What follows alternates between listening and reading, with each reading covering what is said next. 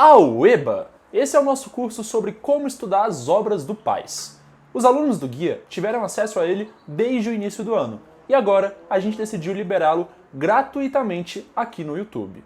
Portanto, aproveite bastante essa oportunidade para aumentar a sua nota nessa reta final para o Paz e otimizar os seus estudos. Se você tiver dúvida, comenta aqui que a nossa equipe sempre vai estar disponível para te responder. E claro, não deixe de seguir nossas redes sociais e conhecer os nossos planos de assinatura em guiaflix.com. E agora, vamos pro vídeo!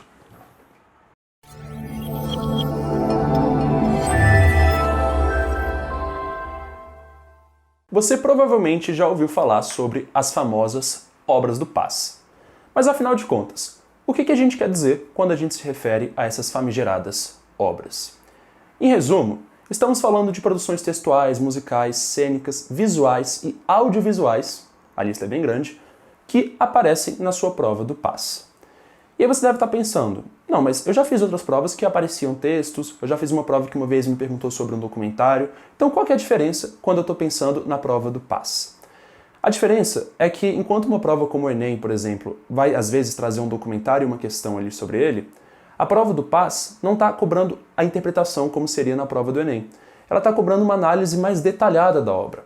E essa análise é tão detalhada que você precisa estudar a obra antecipadamente.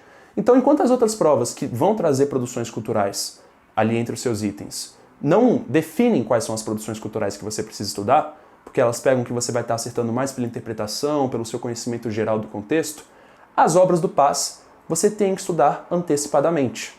E aí existe um documento chamado Matriz de Objetos de Avaliação do Paz, que é feito para cada etapa e traz ali uma lista de obras que você deve estudar. E a matriz não para por aí. Ela não traz apenas uma lista. Ela também conversa sobre cada obra, qual é o motivo que você vai estar estudando ela. Você vai perceber isso ao longo dos próximos vídeos, que a matriz te dá um excelente direcionamento. Então, ok, as obras são essas produções culturais de diferentes áreas previstas para aparecerem na sua prova ali na matriz. O que mais que a gente pode comentar agora sobre a matriz? Eu tenho dois comentários importantes. O primeiro é que a matriz é diferente para cada etapa do Paz. Então, quando você está no Paz 1, a sua matriz é uma. Quando você está no Paz 2, a matriz mudou. Porque muda os conhecimentos, você vai estar estudando conteúdos diferentes, e aí, da mesma maneira, também mudam as obras que você vai estudar para cada prova. E a segunda coisa é que além da matriz mudar de acordo com etapas diferentes, ela também muda periodicamente dentro de uma mesma etapa. Vou dar um exemplo para essa ideia ficar mais clara. Então, suponha que você tem um irmão mais velho, algum amigo que fez o Paz aí há uns 6 anos atrás. Se você conversa com essa pessoa sobre as obras que ela estudou para a prova, você vai perceber que várias obras são diferentes da que você está estudando para a sua prova. Porque a matriz muda desde esses 6 anos. Ela vai mudando periodicamente. Então, quando você conversa com alguém que fez a prova há mais tempo, ela estudou obras diferentes. Embora, talvez você perceba que essas obras fossem parte de um mesmo contexto. Talvez tivesse uma obra do mesmo artista 6 anos atrás, e dessa vez agora mudou qual que é a música ou qual que é o livro dele que vai aparecer na sua prova. Beleza, então já entendemos um pouco sobre a matriz, você já está sabendo o que são as obras, e agora, uma outra conclusão muito importante que você precisa ter em uma ideia inicial é que não existe, quando a gente fala de preparação para o Paz, uma única matéria chamada obras. Pensa comigo, são tantas produções de campos diferentes que não faz sentido a gente abraçar tudo e estudar ao mesmo tempo numa mistureba total. Na verdade, a gente separa o estudo das obras de acordo com a frente que você está vendo. Então pensa comigo. Eu falei para você que existem algumas obras textuais. Quando você está nessas obras textuais, você vai perceber que existem algumas que são mais literárias. Peraí, literárias? Então contos, poemas, livros, crônicas e por aí vai. Onde que você acha que você vai estudar isso? Claro que vai ser dentro da literatura. E o raciocínio continua. As músicas você vai estudar dentro de uma disciplina chamada artes musicais.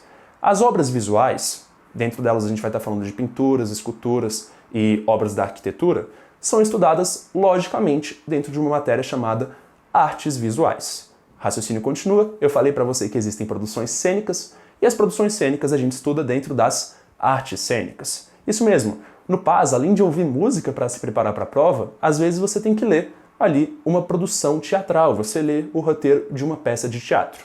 Então, literatura, musicais, visuais, cênicas. Tem mais coisa, não para por aí. Também temos obras audiovisuais. E o que são essas obras audiovisuais? Pode ser desde um documentário até mesmo um vídeo do YouTube feito por uma pessoa tranquila em casa sem uma grande produção. Os dois continuam sendo obras audiovisuais, mesmo que a produção seja diferente. Você concorda comigo, né? E a prova elenca para você, olha, assiste esse vídeo, assiste esse documentário, porque ele vai nortear discussões que podem aparecer na prova. Já falei 5 coisas. Será que para por aí? Tá quase. Além dessas 5, existem obras que aqui no guia a gente chama de outros textos. Por que a gente faz isso? Porque não são obras que estão ali diretamente na literatura.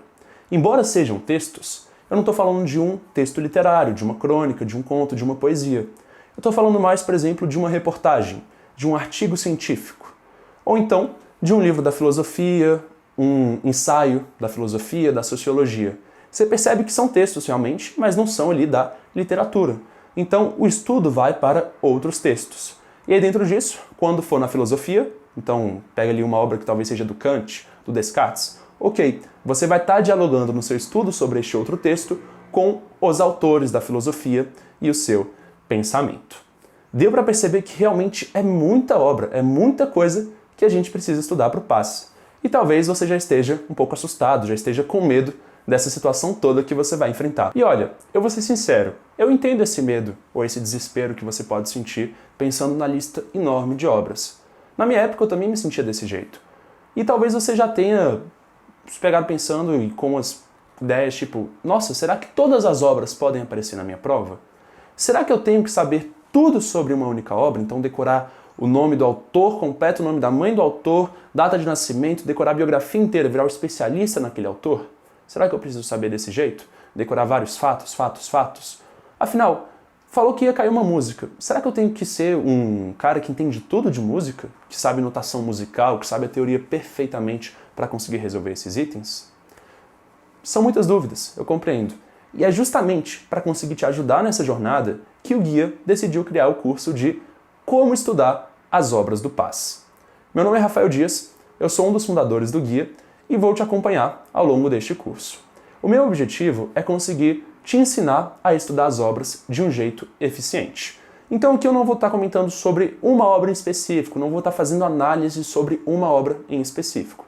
O que eu vou fazer é comentar sobre as obras do PAS no geral, dentro do contexto da prova, e falar sobre quais são as maneiras mais eficientes de estudar essas obras. Todas as perguntas que eu fiz ali, que talvez você compartilhe algumas delas, eu vou respondendo ao longo do curso, para você perceber como realmente é o jeito certo de estudar as obras e ter uma preparação adequada. Igual eu te contei, eu já fui aluno com medo das obras que iam cair na minha prova. Então eu sei como que é essa experiência. Mas felizmente eu consegui superar todos os medos que eu tinha na minha época, eu consegui aprender a estudar as obras do jeito certo e isso serve de base para eu te ajudar nesse curso.